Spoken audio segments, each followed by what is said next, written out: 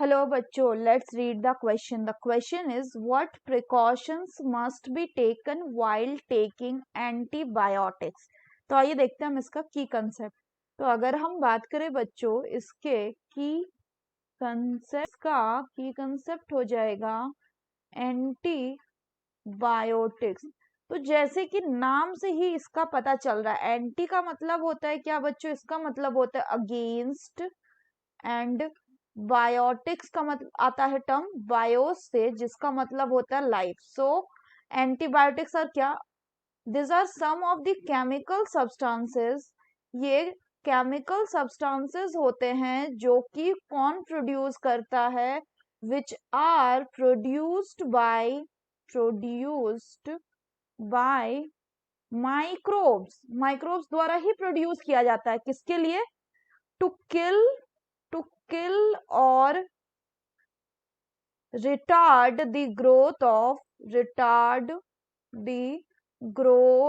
of disease causing microorganism.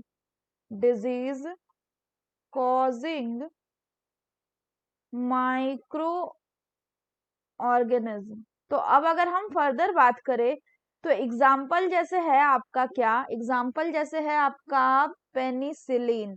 और ये जो पेनिसिलिन है बच्चों, इसको ऑब्टेन किया गया था एक फंगस से, जिसका नाम है क्या? जिसका नाम है आपका पेनिसिलम नोटेटम.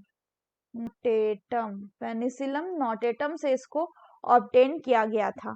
और ये जो पेनिसिलिन है ये क्या करता है?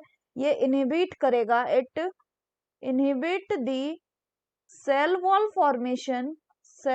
वॉल फॉर्मेशन किसका?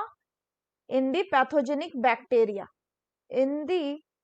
मतलब पैथोजेनिक बैक्टीरिया में ये सेल वॉल को बनने नहीं देगा. पैथोजेनिक बैक्टीरिया, और चूंकि ये सेल वॉल को बनने नहीं देगा, देयरफॉर इट इनहिबिट द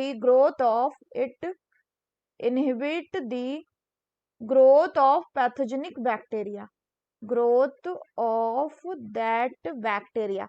और ये क्या हो गया? इसी तरह से क्या हुआ कि पेनिसिलिन जो है ये ऑब्टेन हो रहा है एक माइक्रो ऑर्गेनिज्म जैसे कि पेनिसिलिन नोटेटम से, और ये किसको इनहिबिट कर रहा है? ये सेल वॉल के फॉर्मेशन को दूसरे पैथोजेनिक बैक्टीरिया में इनहिबिट कर रहा है. अब अगर हम फर्दर बात करें, लेकिन हमें ये ध्यान रखना है कि ये जो एंटीबायोटिक्स है, that this should be taken only on expert advice यानी डॉक्टर के प्रिस्क्रिप्शन से ही लेना है. क्योंकि ये जो एंटीबायोटिक्स हैं ये क्या करते हैं? दे मे किल ऑल्सो दी यूजफुल माइक्रोब्स. जो यूजफुल माइक्रोब्स है उनको भी ये किल कर सकते हैं बॉडी के लिए. तो इसीलिए अगर ये यूजफुल माइक्रोब्स को किल कर देंगे तो फिर ये बॉडी को नुकसान है. तो इसीलिए they should be taken according to the guidelines prescribed by the doctor. इसके अलावा अगर बात करें तो और क्या कि ये जो एंटीबायोटिक्स है तो इनका जो अमाउंट यानी इनका जो डोज होना चाहिए, so doses should be appropriate. Doses भी जो है वो अप्रोप्रिएट होना चाहिए एट अप्रोप्रिएट टाइम में. अगर हम रॉन्ग डोज में एंटीबायोटिक्स को दे देंगे तो वो यूजलेस हो जाएगा और क्या होता है? बॉडी को ही हार्म करेगा. इसलिए एक्सेसिव मेडिकेशंस भी होना इनका हार्मफुल है बॉडी के लिए, और बेनिफिशियल हो जाएगा किसके लिए? बैक्टीरिया के लिए. So that's all for the question बच्चों. Hope you understood it well. Best of luck.